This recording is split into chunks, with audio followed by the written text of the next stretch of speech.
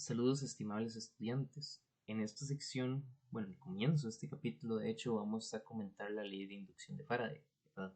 Que es cómo se comporta una corriente que se induce a un cable cuando yo varío un campo magnético. Entonces, para mostrarlo, para hablar al respecto, mejor dicho, vamos a ver un experimento.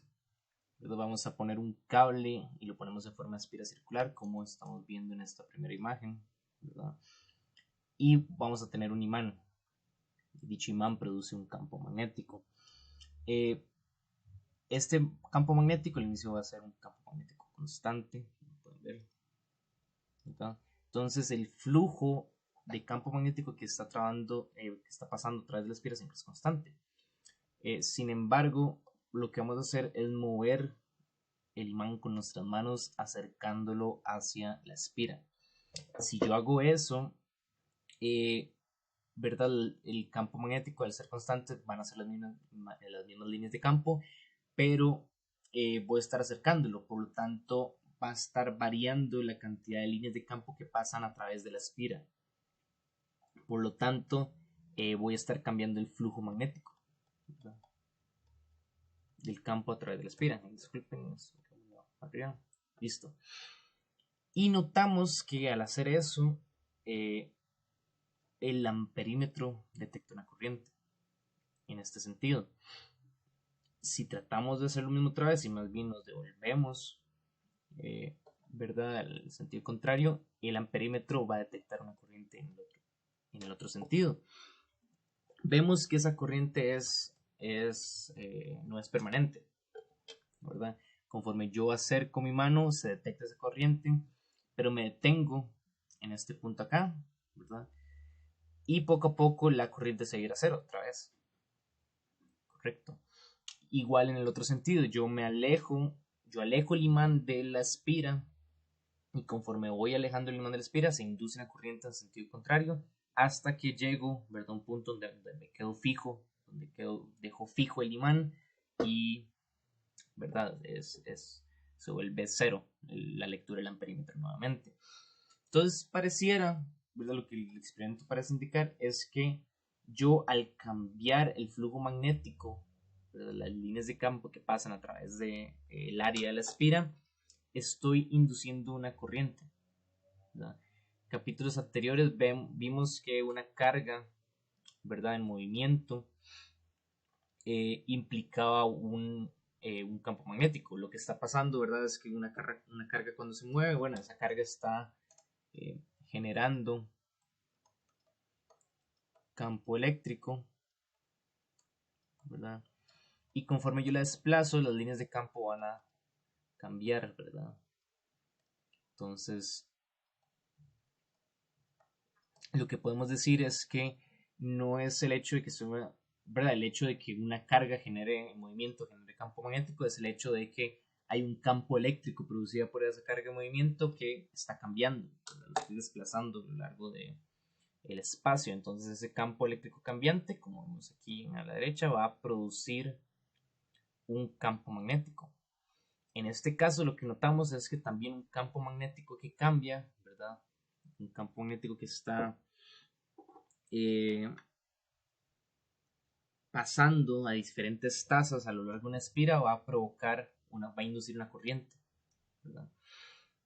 Que una corriente se produce gracias a que hay un campo eléctrico en el cable, ¿verdad? Entonces, para que haya una corriente significa que hay un campo eléctrico moviendo las cargas adentro del cable que produce esa corriente. Entonces, vamos a decir que un campo magnético cambiante, ¿verdad? Bueno, produce un campo eléctrico, ¿verdad? Dentro del cable que me produce esa corriente. Entonces, hay cierta simetría, ¿verdad? En estos fenómenos. Vemos otro ejemplo, ¿verdad? En este otro ejemplo es el experimento que hizo Faraday, ¿verdad? Faraday fue el que se dio cuenta de este fenómeno, eh, ¿verdad? Por eso el nombre, la ley de inducción de Faraday. Entonces él lo que había hecho era conectar un cable a una batería, ¿verdad? Eh, ¿Verdad? Enrolló ese cable para que funcionara como una bobina, ¿verdad? Alrededor de un anillo de hierro. Y del otro lado había una bobina secundaria, ¿verdad? Otro cable enrollado, pero esta vez me dio un amperímetro, ¿verdad? Cuando esto está desconectado, no va a pasar corriente, ¿verdad? Esta batería no, ¿verdad? Aquí hay una diferencia potencial, ¿verdad? Delta V, o sea, una FEM, que le va a proporcionar, ¿verdad? Campo eléctrico, va a generar un campo eléctrico que impulse las cargas del cable, ¿verdad? Y haga una corriente. Si no está conectado, eso no va a pasar. Entonces vemos que, pues de este lado también es el caso, ¿verdad? Tampoco va a ser el caso, perdón, que no va a haber ninguna especie de batería, ninguna especie de FEM para producir un campo eléctrico que desplace corriente, bueno, desplace cargas y produzca corriente en este lado de acá. Son dos bobinas por separado. Entonces, ¿qué es lo que yo espero? Bueno, lo que yo espero es que cuando yo conecte esto, entonces va a empezar a pasar corriente, ¿verdad? Entonces va a empezar a pasar corriente a lo largo de esa bobina primaria. Y un paso de corriente me implica un campo magnético. ¿Verdad? Entonces se va a empezar a generar un campo magnético por acá.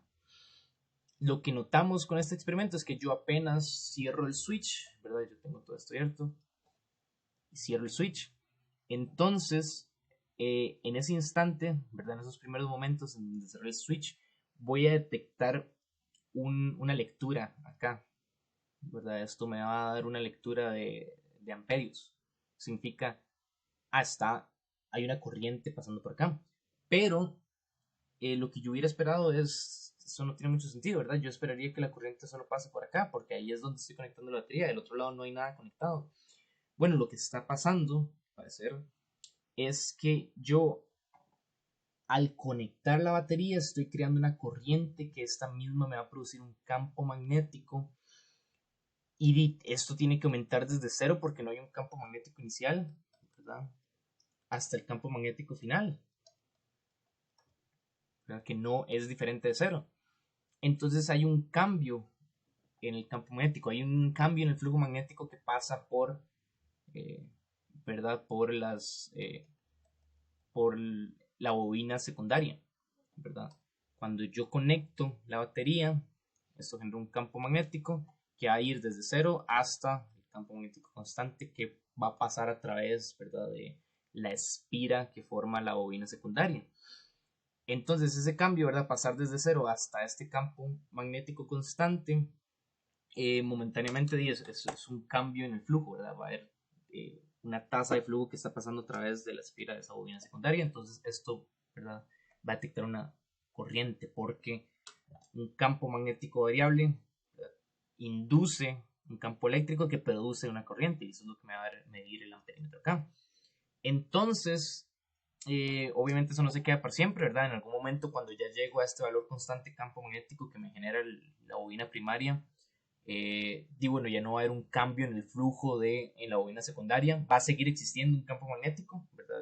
Mientras que esto esté conectado, es un campo magnético BF, digamos, pero ya es constante, ¿verdad? Las líneas de campo magnético que pasan a través de las espiras de la bobina secundaria no cambian, entonces no voy a detectar una corriente, solo detecto ese cambio en la corriente inicial cuando están cambiando. Igual forma tiene que pasar cuando lo apago, ¿verdad? Cuando yo desconecto el cable, ¿verdad? Yo al principio voy a tener un campo magnético inicial, ¿verdad? Que es el que estaba ahí antes de desconectar la batería. Pero con el tiempo ya aquí no va a pasar corriente, entonces ya no se va a generar un campo magnético, entonces las líneas de campo ahí van a desaparecer poco a poco. Y cuando pasa esa desaparición, me detecta otra corriente, ¿verdad? En sentido contrario, eso es bastante importante, ahora vamos a hablar de eso. Entonces, lo que me doy cuenta con estos experimentos es que cuando tengo un cambio en el flujo magnético a través de una espira, eso va a generar una corriente eléctrica a través de una espira. ¿Y qué es una corriente eléctrica? ¿Cómo se producen corrientes eléctricas? Bueno, con la fuerza electromotriz, ¿verdad? Con el trabajo que hace el campo eléctrico para producir corriente. Entonces yo voy a estar generando una fuerza electromotriz, ¿verdad? A partir de ese cambio en el flujo del campo magnético. Entonces, esta es la ley de Faraday, ¿verdad? Podemos decir Entonces, ¿verdad? Que como la corriente que se induce tiene que necesariamente haber una FEM para poder producir esa corriente. Bueno, entonces la ley de inducción de Faraday me dice, sí, si yo cambio el flujo, disculpen, si yo cambio el flujo, ¿verdad? Si yo cambio el flujo de el campo magnético a través de la espira a lo largo del tiempo, eso me va a producir una FEM, ¿verdad? Y las lecturas me dicen que esto va a ser en sentido contrario. Ahora vamos a hablar un poco de eso para que lo entiendan, pero nada más, ¿verdad? La FEM generada se va a oponer al cambio, ¿verdad? De flujo de campo magnético con el tiempo. Y eso es la ley de inducción de Faraday. Si estamos trabajando con bobinas, pues, ¿verdad? Hay un cambio de flujo magnético en cada una de las espiras que conforman la bobina. Si son n espiras, ¿verdad? Voy a tener esto acá. Nada más multiplico el flujo, ¿verdad? Por cada una de las espiras. Eso me va a dar la FEM inducida. Vean que, nada más recordar, ¿verdad? Ese flujo de campo magnético es esta definición del integral, donde de A son los áreas, ¿verdad? Infinitesimales, los parches en los que dividimos el área de la espira, ¿verdad? Para integrar cualquier variación. Entonces, hablemos un poco del signo. Vean que entonces a través de una espira, como vemos acá, podemos tener varios casos. Podemos tener que el campo magnético, las líneas de campo magnético que pasan a través de la espira van creciendo. Entonces este es el caso A. Eso significa conforme avanzo en el tiempo, más campo magnético va a pasar a través de la espira. Ese es el caso, ¿verdad? El experimento anterior, cuando yo prendo, yo conecto la batería. Eso significa yo antes tenía un campo magnético cero, después voy a tener un campo magnético mayor, entonces voy a aumentar las líneas de campo que pasan a través de la espira, o sea, el campo en aumento, es creciente. Entonces, esto implica que el flujo es positivo, ¿verdad? Si yo defino ese vector de área, ¿verdad? Transversal, la espira, y si aumenta, bueno, el flujo se vuelve cada vez más positivo, ¿verdad? Voy aumentando, entonces voy aumentando el flujo a lo largo del tiempo. Eso significa que por la ley de inducción de Faraday, si el signo de la derivada del flujo es mayor a cero, entonces la FEM tiene que ser de signo contrario, o sea, tiene que ser negativa, ¿verdad? Entonces la FEM produce una corriente que va en este sentido, ¿verdad? Ahora, vean qué pasaría en caso contrario, caso B.